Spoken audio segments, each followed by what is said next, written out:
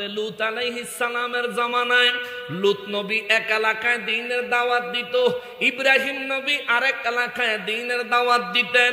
ইব্রাহিম নবীর কাছে একদিন হঠাৎ করে অনেকগুলো আসমানের ফেরেশতা মানুষ রূপে আগমন করলেন। ইব্রাহিম নবী মেহমান মনে করে ফেরেশতাদেরকে বসাইয়া নিজের ঘরে তাজা গরুর বাচ্চা বাছুর একটু তাজা দেখা, যাতে করে খাইতে খাসির মতো নরম নরম লাগে, মজা মজা লাগে। ইব্রাহিম নবী অনেক গরু পালতেন, ইব্রাহিম নবী গরু কুরবানি করতেন। সুবহানাল্লাহ। ইব্রাহিম নবী গরুর গোশত অত্যন্ত বেশি পছন্দ করতেন।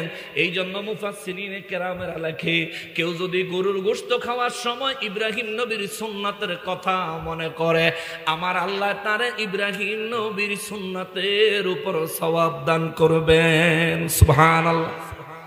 ইব্রাহিম নবীর কাছে একদল ফেরেশতা আসলেন, দেখতে মানুষের মতো। ইব্রাহিম নবী মনে করছে মেহমান, বাছুর জবাই করে দিয়া বাছুর রান্না করে তাদের সামনে খানা দিল, ফেরেশতারা খায়। কতক্ষণ ফেরেশতারা কি খায়? ফেরেশতারা খায়, অসুবিধা হইতেছে কোনো? ইব্রাহিম নবী তাদেরকে বাছুর রান্না করে তাদের সামনে তাজা গোশত রান্না করে যখন দিলেন, ফেরেশতারা একজন আর একজনের চেহারার দিকে খালি তাকায়, হায় হায় কি করলো, কি করলো, কি করলো। ইব্রাহিম নবী বলেন, আপনারা কি আমার উপর কোনো কারণে কষ্ট পেয়েছেন? বলে না। ইব্রাহিম নবী বলেন, তাইলে খানা খাচ্ছেন না কেন? এই কথা বলতে দেরি হয়েছে, সঙ্গে সঙ্গে তাদের মধ্য থেকে একজন জবাব দেয়, ও আল্লাহর খলিলুল্লাহ ইব্রাহিম, আমরা দুনিয়ার মানুষের মতো দেখতে হলেও আমরা দুনিয়ার মানুষ না, আমরা হলাম রব্বুল আলামিনের পক্ষ থেকে প্রেরিত ফেরেশতা। চিৎকার দিয়া বলেন সুবহানাল্লাহ। ইব্রাহিম আলাইহিস সালাম একটু আতঙ্কিত হয়ে গেলেন, ভয় পেয়ে গেলেন।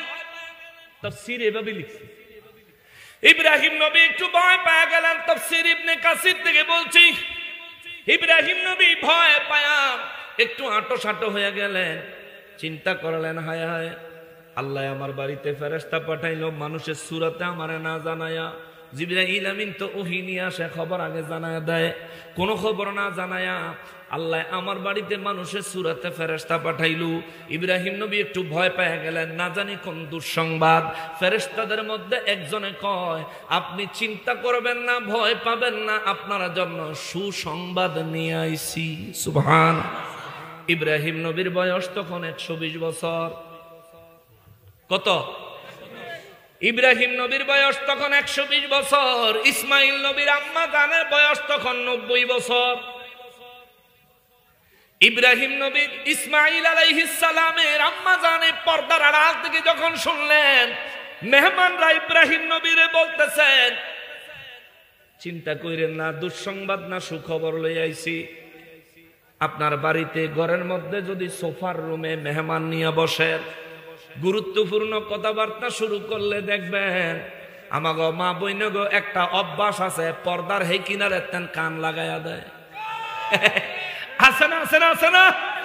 কয়দিন আগে ফেসবুকে একটা ছবি দেখছি, ওই আমেরিকায় মানুষের উপর নজরদারি করে সিসি ক্যামেরা দিয়া, অন্যান্য দেশে মানুষের উপর নজরদারি করে সিসি ক্যামেরা দিয়া।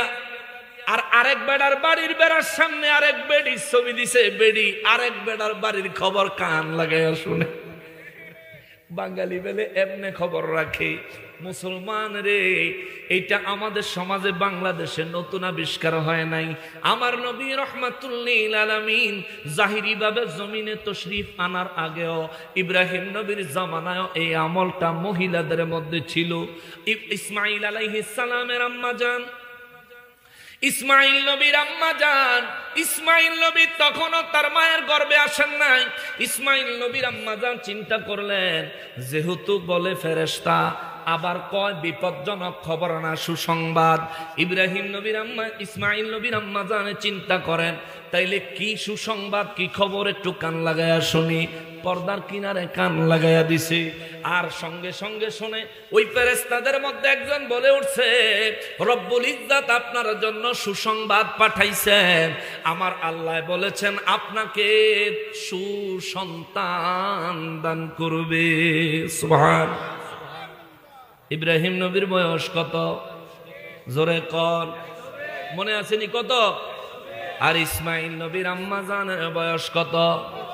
ইসমাইল নবী আগমন করবেন, ইসমাইল নবীর সুসংবাদ ইব্রাহিম নবীরে দেয়। আবার ইসমাইল নবীর আরেকজন ভাই আছে, ওই তার সুসংবাদ ফেরেশতারা তাকে দিলেন। মুসলমানের আরিফ, আমার পেয়ারা নবীর উম্মতের আরিফ, ফেরেশতারা এই সুসংবাদ যখন দিলেন, পর্দার আড়াল থেকে ইসমাইল নবীর আম্মা জানে যখনই শুনলেন, ইসমাইল নবীর আম্মা জানে মুহের মধ্যে কাপড় লাগায় কয়, ইস ইস ইস, এটি কি কয়? আমার বয়স 90, আমাকে মুরব্বীর বয়স হয়েছে 120, ওহনে বেলে কি চরম।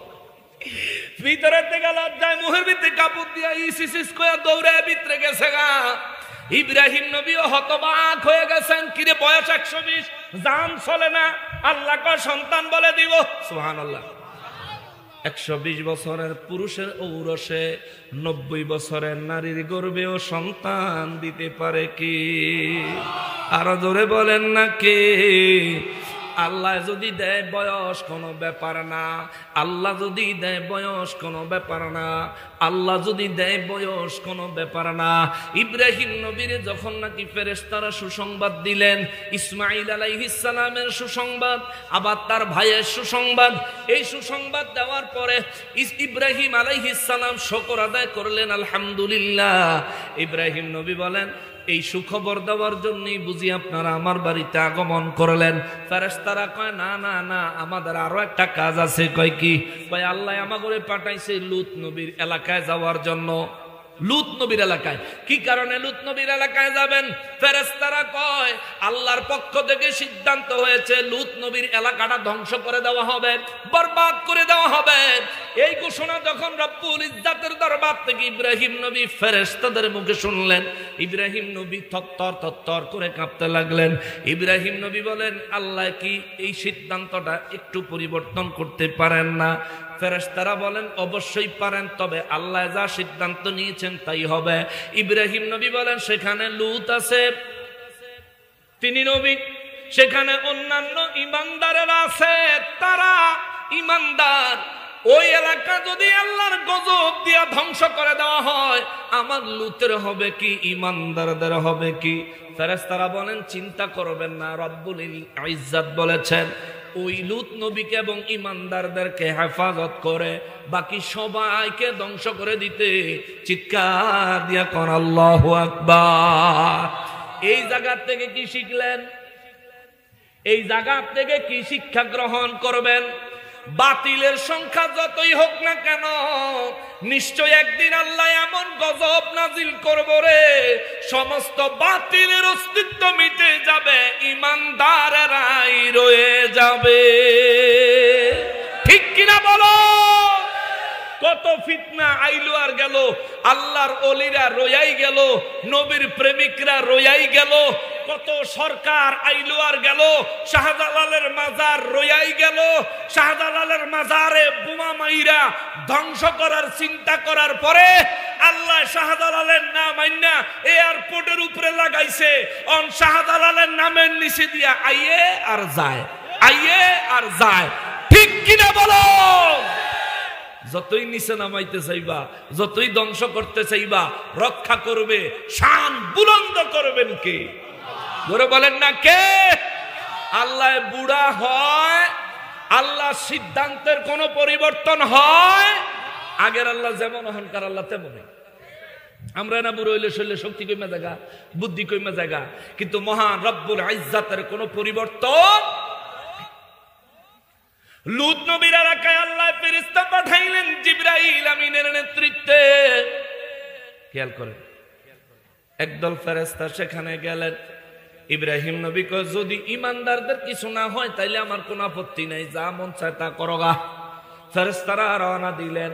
লূত নবীর এলাকার মানুষগুলো এমন অসভ্য ছিল, তারা লাওয়াতাত করত, বলৎকার করত, পুরুষে পুরুষে যৌন সঙ্গম করত, নারীতে নারীতে জেনায় লিপ্ত হইত। ওই লূত নবীর এলাকার মধ্যে ওই ফেরেশতারা যখন গেলেন, ফেরেশতারা কি আমরা সাধারণ মানুষের মতন কালা? কথা কইন, আমি শেষ করে দিব। অল্প কিছুক্ষণ, মোটামুটি 1 ঘন্টা কাছাই আইছে, আর অল্প একটু টাইম দেন, আধা ঘন্টা টাইম দেন ইনশাল্লাহ, আধা ঘন্টা টাইম দেন। আমি আয়াতে কারিমার উপর কথা বলবো, আগে বিষয়টা গুছিয়ে আনে, অসুবিধা হবে? আচ্ছা আচ্ছা শুনেন। আর যারা ওয়াজ শুনবেন হেরা বল, আমার কথা হলো যারা ওয়াজ শুনবেন তারা বল। লূত আলাইহিস সালামের এলাকায় ফেরেশতারা যখন মানব সুরতে গেলেন, ফেরেশতারা তো নূরের ফেরেশতা, ফেরেশতাদেরকে দেখতে অত্যন্ত সুন্দর লাগে। লূত নবীর এলাকার মানুষগুলো ওই বেদফেরা কালাকোলা মানুষ পাইলেই ছাড়ে না। আবার ফেরেশতা, সুন্দর ফেরেশতা যখন দেখেছে লূত নবীর ঘরের কাছে যাইয়া ফেরেশতারা যখন সালাম দিয়েছে, লূত আলাইহিস সালাম হুজরা মোবারক থেকে এসে তাড়াতাড়ি দরজা খুলে দিয়েছেন। এত সুন্দর মানুষগুলো দেখে লূত নবী জিজ্ঞেস করলেন, আপনারা কারা? বলে রব্বুল ইজ্জাত আমাদেরকে পাঠাইছেন এই লূত জাতিকে ধ্বংস করার জন্য। লূত আলাইহিস সালাম কয় তাড়াতাড়ি ভিতরে আসেন। তাড়াতাড়ি ভিতরে ঢুকায়া লূত নবী দরজাটা বন্ধ করে দিছেন। এই ঘরের থেকে পরের ঘরে নিয়ে তারও দরজা বন্ধ করে দিছেন, ওই ঘরের থেকে তার পরের ঘরে নিয়ে তারও দরজা বন্ধ করে দিছেন। 3টা দরজা বন্ধ করে ওই জায়গায় রাইখা লূত নবীজি বললেন, আমি বড় আতঙ্কে আছি, বড় ভয়ে আছি, এই জাতি বড় খারাপ, এই জাতি বড় খারাপ। এমন আছে ওরা আপনাদের উপরও নরপিশাচের মতো হামলায় পড়তে পারে। লূত নবীর কাছে এই কথা শুনে ফেরেশতারা কয় আইতে দেন। সুবহানাল্লাহ। ফেরেশতারা কয় আইতে দেন, খেলা হবে, আইতে দেন, খেলা হবে। লূত নবী সঙ্গে সঙ্গে তার বিবিরে ডাক দিলেন। বিবিরে ডাক্কা কয়, বিবিরে খবরদার কারো কাছে কিন্তু কইও না আমাদের ঘরে মেহমান আইছে। লূত নবীর বিবি ছিলেন হালকা মুনাফেক, হালকা মুনাফেক। এ বেচারি করছে কি, লগে লগে কাপড়টারে দিয়া নাকটারে মোটামুটি ডাইকা, বেটিতে তার নাক ডাকলে চিনুন যায় না, নাকটারে মোটামুটি ডাইকা পিছনের দরজা দিয়া বাইরে গেছে। এলাকাবাসীরে যায় খবর দিছে, তোমরা এন বইয়া রইছো, লূত নবীর বাড়িতে এমন এমন মেহমান আইছে যাদেরকে দেখলে তোমরা লোভ সামলাইতে পারবা না। কত বড় অসভ্য!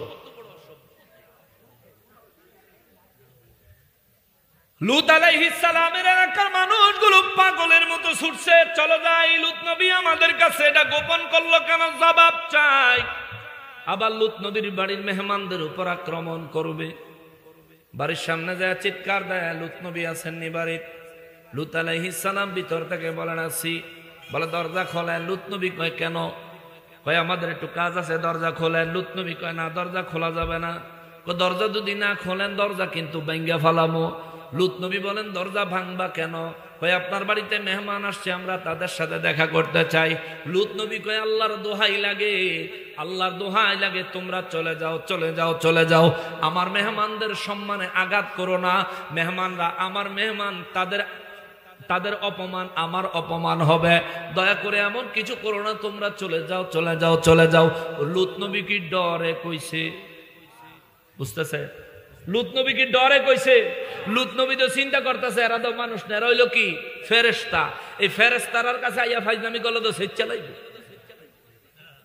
শেষা আরম্ভ করলে তো আর কেউ থামাইতে পারতো। তার মধ্যে উপরের অর্ডার আছে শেষনের, বুঝতেছে? লূত আলাইহিস সালাম বলে খবরদার, খবরদার, বাইরের টানে কইতাছে আমার মেহমানদের সম্মানে আঘাত দিও না, এতে করে আমি অপমানিত হব।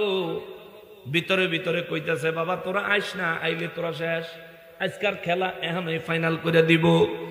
এবার ওই লূত নবীর জমানার, লূত নবীর এলাকার ওই কাফের বেঈমানেরা কয় দরজা খোলেন নাইলে দরজা ভেঙে ফেলবো।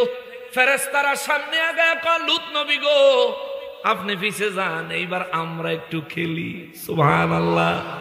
লূত নবী কয় তোমরা যেন খেলা শুরু করবা তাইলে আমরার অবস্থা হইব কি? আমার অবস্থাটা কি হইব? ফেরেশতারা কয় আল্লাহ নির্দেশ দিছে আপনি আপনার ঈমানদারদেরকে লইয়া বিবি সন্তান নিয়ে বের হয়ে যান। কোন দিক দিয়া? কয় পিছন দিয়া বাইরে যান। তবে আল্লাহর নির্দেশ হলো পিছনে ফিরে তাকাবেন না। আল্লাহর নির্দেশ নবীরা কখনো অমান্য করে? জোরে বলেন অমান্য করে। আমাদের দেশে যারা বলাৎকার করো শোনো তোমাদের জন্য বলি, শোনো তোমাদের জন্য বলি, কোরআনুল কারীম খুলে দেখো। এই সমস্ত আকাম করেন না, কাহার ভবিষ্যৎ ভালো হয় নাই। এই সমস্ত উল্টা পাল্টা কাজ করেন না, অতীতে কাহারও কোনো ভালো হয় নাই। যুগে যুগে আল্লাহ তাদেরকে ধ্বংস করে দিয়েছেন আযাব এবং গজব দিয়ে। লূত নবীরে কইল, নবী গো, আপনি আপনার বিবি সন্তান আর আপনার দিন গ্রহণ করনেওয়ালাদেরকে নিয়ে বের হয়ে যান। লূত নবী পিছনের দরজা দিয়ে বের হয়ে গেলেন। লগে লূত নবীর বউ মুনাফিকটা যেটা যায় খবর দিছে, দেখছে কে? এ কথা কর না কে? লূত নবীর বউ যায়া যে খবর দিছে, দেখছে কে? আল্লাহ কি তাই এর উপর খুশি না নারাজ? আল্লাহ কি খুশি না নারাজ? আমাগো সমাজ ও বাড়িতে কিছু মহিলা চুগলখোর আছে না নাই? জামাইর খবর যায় আরেকজনের কাছে কয়া দেয় আছে না নাই? বান্ধবীরে কয়, বান্ধবীরে তোর জামাইটা কত বালা, আমারটা আস্তা খারাপ। কয় না? বাপের বাড়ি গেলে এমনও কিছু বেয়াক্কল মহিলা আছে, আত্মীয় স্বজনের কাছে, নিজের বান্ধবী টান্ধবীর কাছে গিয়া জামাইয়ের বদনাম করে, মার কাছে বাপের কাছে গিয়া জামাইয়ের বদনাম করে। ওই মহিলারে বলতে চাই, শোনেন, আমার নবী বলেছেন, দুনিয়াতে যদি আল্লাহর পরে কাউকে সেজদা দেওয়ার বিধান আল্লাহ এবং আমি রসুল করতাম, তাইলে স্বামীদের প্রতি স্ত্রীদেরকে সেজদা দেওয়ার জন্য নির্দেশ দিতাম। জোরে কন্যা সুবহানাল্লাহ। এত বড় সম্মানের জিনিসটারে আপনি অসম্মান করলে আপনার সম্মান বাড়ে নাই, কমছে। 3 দিন পরে এই লোকের সাথে আপনি ঝগড়া হইলে শুনছি না তোমার জামাই কে রম। বেটিরা তো 30 বছর আগের কথা টাইম নাই না, এরপরে খোটা দেয়। এত নির্লজ্জ হয়েন না। স্বামীর পিছনে গোয়েন্দাগিরি করিয়েন না। স্বামীকে অসম্মান করার রাস্তা বের করিয়েন না। যদি এমন কিছু করেন, আপনার দুনিয়াও বরবাদ, কবরের জিন্দেগি হবে আযাবের, হাসরের ময়দান হবে লাঞ্ছনার, অপমানের। ঠিক কিনা বলেন? মা, অনুরোধ করি এমন হয়েন না। লূত নবীর বিবি কাফেরদের কাছে যা খবর দিল, আল্লাহ তাআলা দেখলেন বড় নারাজ হয়ে গেলেন। ইচ্ছা করার সাথে সাথেই গজব দিয়ে আল্লাহ ধ্বংস করে দিতে পারতেন, কিন্তু আল্লাহ গজব না দিয়া লূত নবীর সঙ্গে, যেহেতু লূত নবীর বিবি যাচ্ছেন, আল্লাহ পাক কুদরতের দরবার থেকে দেখতেছেন। এই জায়গার মধ্যে একটা জিনিস চিন্তা করেন, এখানে নবীদের সহচর্য, নবীদের পক্ষ, নবীদের ভালোবাসা, নবীদের সাইডে থাকার পরিণাম কত উত্তম। যেখানে আমার আল্লাহ ফেরেশতাদের দল পাঠাইছে লূত নবীর পুরা এলাকা ধ্বংস করে দেওয়ার জন্য, আল্লাহ পাকের ওই বাহিনী ওই এলাকায় উপস্থিত। ওই সময় লূত নবীর বউ লূত নবীর বিরুদ্ধে, আল্লাহ সিদ্ধান্তের বিরুদ্ধে চালাকি করলো। আবার লূত নবীর সঙ্গে যখন বের হইয়া পালায়া যায়, আমার আল্লাহ সঙ্গে সঙ্গে গজব দিয়ে তারে ধ্বংস করে নাই, কেননা সে আছে নবীর সাথে। সুবহানাল্লাহ। নবীর সাথে থাকার কারণে এত বড় নাফরমানি করার পরেও আমার আল্লাহ তারে আযাব দেয় নাই। কিন্তু লূত নবী সহ আগায়া যাওয়ার সময় লূত নবী বারবার বলেছে, খবরদার, আল্লাহর নির্দেশ হলো কেউ পিছনে ফিরে তাকাইবা না। আল্লাহর নির্দেশ হলো কেউ পিছনে ফিরে তাকাইবা না। যদি পিছনে ফিরে তাকাও, তাইলে আল্লাহর নির্দেশের অমান্য হলে আল্লাহ কি বিচার করবে আমি কিন্তু জানি না। লূত নবী যখন এই কথা বললেন, সমস্ত ইমানদার লূত নবীর কথা মতো চললেন। সমস্ত লূত নবীর বিবিরা, সন্তানেরা সবাই লূত নবীর কথা মতো চললেন। কিন্তু ওই যে মুনাফিক বেডিটা, হে বেডির ভিতরে একটু খুঁতখুতি উঠছে। চিন্তা করছে, খবর তো আগে দিয়েছি, এখন হেগলগে হেরা কি করে, একটু ছায়া দেহন দরকার, একটু মজাটা দেখি, তামসাটা দেখি। পিছন দিকে ফিরা চাইতে দেরি রে, জিন্দা মানুষটা পাথরে রূপান্তর হইয়া গেছে। আল্লাহু আকবার। জিন্দা মানুষটা লূত নবীর বউ আইজো আইজো আইজো। লূত নবীর বিবি পাথর হইয়া দাঁড়ায় আছে। আজও হাজার হাজার বছর আগের ঘটনা। লূত নবীর বিবি আইজো পাথর হইয়া দাঁড়ায় আছে। আমার নবী রাহমাতুল লিল আলামিনের সাথে বেয়াদবি করার কারণে একটা বেডিরও আল্লাহ পাথর বানায় দিছে সৌদি আরবে। ওই পাথর মার্কা বেডির কাছে সৌদিয়ানরা যাইতে দেয় না। ওই পাহাড়ের কাছে কোনো গাড়িওয়ালায় কোনো হাজিদেরকে নিয়ে গেলে গাড়িওয়ালার লাইসেন্স বাতিল করে দেয়, গাড়িওয়ালার লাল সিল লাগায় সৌদিতে বাহির করে দেয়, যার কারণে ওই জায়গায় মানুষের যাইতে দেয় না।